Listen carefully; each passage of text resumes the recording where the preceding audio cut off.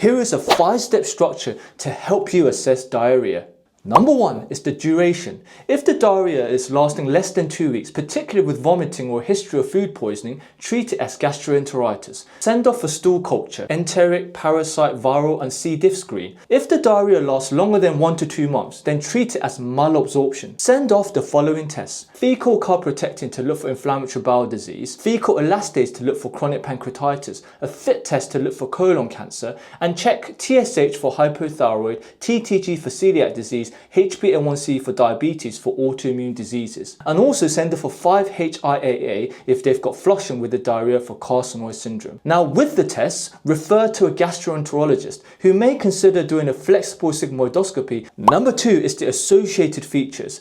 Acute abdominal pain with diarrhea is associated with ischemic colitis, diverticulitis, toxic megacolon. Now there are 3 clinical types of abdominal pain: generalized abdominal discomfort with diarrhea consistent with gastroenteritis, a peritonitic abdominal pain suggestive of an acute abdomen. The 3rd clinical type is the one that's tricky and catches us out. You've got acute abdominal pain with no significant guarding, but you're still worried because the patient's unwell. There may be persistent pyrexia, a raised CRP, or a PCT above 100. Have a low threshold to get surgical review and a CT scan. Secondly is bloody diarrhea. Infections such as Shigella, Campylobacter, ischemic colitis or diverticulitis, or inflammatory bowel disease. If there's a history of the patient not opening their bowels with diarrhea, then it could be overflow. Always do a PR before you do an abdominal x-ray or a CT scan. If the patient's got change in the bowel habits, a history of weight loss, and they're above the age of 50 particularly, then look for colon cancer. If there's a history of flatus and a background of mental health issues or depression, then think of irritable bowel syndrome. Thirdly is there's various of medication that can cause diarrhea. Here are the most common. Antibiotics can cause diarrhea, particularly the ones beginning with a C that has a